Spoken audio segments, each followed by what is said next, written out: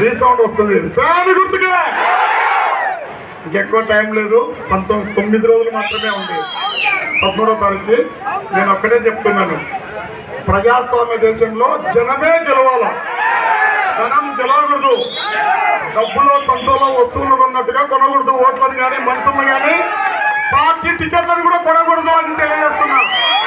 ఒకవేళ ఎవరైనా కొనుక్కొని అలా వస్తే వాళ్ళకి ప్రజలు గట్టిగా బుద్ధి చెప్పాలని తెలియజేస్తూ ఉన్నా. నాయకులు కూడా ఏం సాధిద్దామన్నో 10-20 రోజులు ఎన్నికలు పెట్టుకొని పోయి పక్కన నిలబడుతున్నారు. మీరు పక్కన నిలబడితే మీకే బురద అంటేది, మీకే చెడ్డ పేరు వచ్చేదని తెలియజేస్తున్నా. ఇటువైపు నిలబడితే ఒక్కసారి అనుకుంటారా ఏమైనా డబ్బుల కోసం చేస్తున్నామని? ఎవరు వచ్చి నిలబడ్డా కానీ కూడా, రంగే పక్కన వచ్చి ఎవరు నిలబడ్డా కానీ కూడా డబ్బుల కోసం వచ్చినారని కానీ పోయినారని కానీ చేసినారని కానీ ఎవరైనా చెప్తారా? ఆడ ఎవరు వచ్చినా కూడా ఇదే చెప్తారు. ఎందుకు పోయినారు అంటే డబ్బుల కోసం పోయినారని చెప్తారు.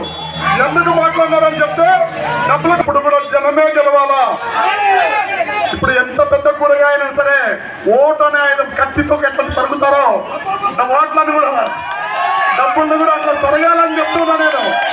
తరిగి ఎంత గొప్ప దుంప వచ్చినా, బంగాళదుంప వచ్చినా, లేకపోతే గుమ్మడికాయ వచ్చినా కత్తికి ఎంత లోకువో బొట్టన వేలు గుర్తుతో ఇట్లా నొక్కుతాం కదా బటన్, అదే పదమైన కత్తి, అదే ఓటు. ఈ బొట్టన వేల ద్వారానే అధికారం నా ద్వారా జగన్ వచ్చి ముఖ్యమంత్రి అవుతాడని తెలియజేస్తూ ఉన్నాను. అధికారం లేకపోతే ఎవరు ఏం చేయలేరు. అధికారం ప్రజాస్వామ్య దేశాల్లో బొట్టన వేలలోనే ఉంటుంది. ప్రతి ఒక్కరికి ఒక్క గుర్తే, ఒక్క బొట్టు, ఒక్క ఓటే ఉంటుంది. అదే కత్తి అంటే దాని ముందు ఎప్పుడు కూడా డబ్బులు లొంగిపోవాల్సిందే.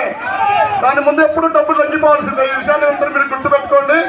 ఎప్పుడైనా సరే మీకు అందుబాటులో ఉంటాం, సేవకులుగా పనిచేస్తాం.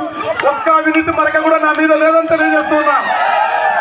దాదాపు 11 జిల్లాల్లో పనిచేశాను, రాష్ట్ర స్థాయి అధికారిగా పనిచేశాను, ఎప్పుడు కూడా 16 డిపార్ట్మెంట్లలో పనిచేశాను. ఒక్క అవినీతి నా మరక నా మీద లేదని తెలియజేస్తూ ఉన్నాను. అట్లాగే ఎంపీగా కూడా ఎక్కడ కూడా దేనికి చెడ్డ పేరు తెచ్చుకోలేదని మీకు అందరికీ కూడా తెలియజేస్తున్నా. మళ్ళీ అలాగే అంతే నిజాయితీగా, అంతే నిస్వార్థంగా ఖచ్చితంగా మీ సేవకుడిలాగా పనిచేస్తున్న అవకాశం ఇవ్వని అడుగుతున్నాను. 9 రోజులు మళ్ళీ మీకు అమ్మదురు రాకపోవచ్చు, గెలిచిన తర్వాత వచ్చేది 9 రోజులు మీరే కష్టపడి పనిచేయాలని తెలియజేస్తున్నాను. ఇంకొకటే నేను చెప్పాల్సిన పని లేదు. మీరు ప్రతి ఇంటికి వెళ్ళి, ప్రతి గడపను తట్టి, ప్రతి మనిషిని అడిగి మీరు ఓటు వేయించాల్సిందిగా కోరుతూ ఇంతటితో ముగిస్తున్నాను. జై జగన్. ఫ్యాన్ గుర్తుకే, మా ఫ్యాన్ గుర్తుకి తల్లి ఓటు వేయండి తల్లి. జగన్ మళ్ళీ ముఖ్యమంత్రి చేయండి తల్లి.